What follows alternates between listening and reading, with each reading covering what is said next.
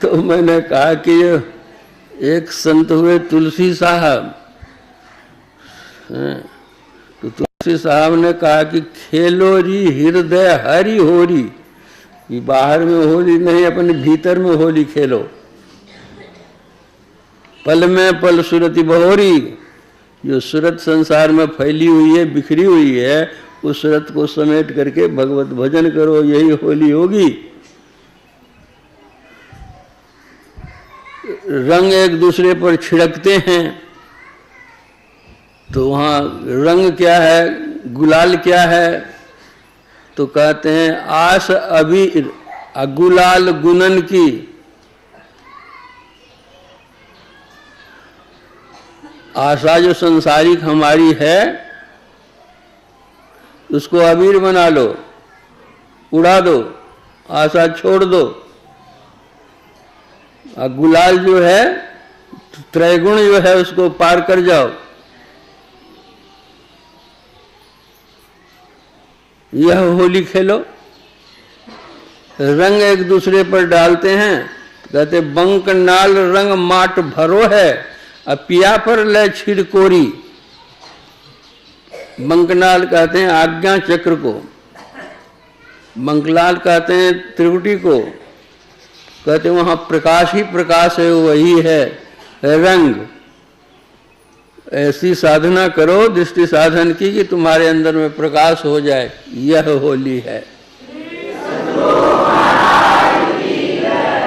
और होली में लोग गाना गाते हैं, ढोल मृदंग भी बजाते हैं, तो कहते हैं जब ध्यान करोगे तो अपने अंदर में मृदंग की आवाज मालूम पड़ेगी, शंख की आवाज मालूम पड़ेगी, धधक धुनी शंख बजोरी। तुम्हारे अंदर वह प्रकाश भी होगा और शब्द भी होगा। तो इस तरह की तुम्हारी साधना हो कि उस प्रकाश को पाओ, दृष्टि साधन करो अच्छी तरह से, अपने अंदर के नाद को पकड़ो और वह नाद तुमको ले जाएगा। कहाँ से? जहाँ से वह आया है।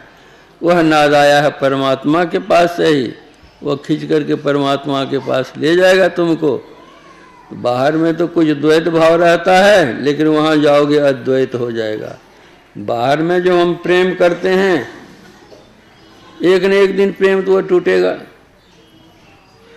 चाहे हम जिस किसी से भी करें, वह प्रेम एक दिन छूटता है, टूटता है। मिलन जिससे हम करते हैं, एक न एक दिन विचरण होता है, किंतु परमात्मा से एक दिन मिलन हो जाने के बाद, एक बार भी मिलन हो जाने के बाद, एक क्षण के लिए भी मिलन हो जाने के बाद, फिर वह मिलन कभी विचरण नहीं होता।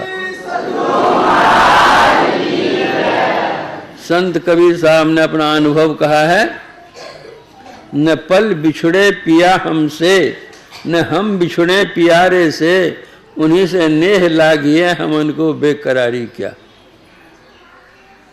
तो इस तरह का बाहर में तो आप लोगों ने होलिका दाह कर लिया, यहाँ आस अबीर गुलाल गुलन की कर लीजिए, त्रिकुटी में आज्ञा चक्र में खूब बढ़िया से ध्यान कीजिए, अपने अंदर में प्रकाश कीजिए, अपने अंदर में शब्द पाइए और शब्द को लेकर परमात्मा आगे पहुँच जाइए कि प्रेम ऐसा लगेगा कभी छूटे नहीं, आवागमन का चक्र छूट जाएगा। इतना कह करके मैं प्रवचन में विराम देता हूँ और आप लोगों को बहुत बहुत धन्यवाद देता हूँ। होली के अवसर पर आप लोगों को मैं आशीर्वाद भी देता हूँ।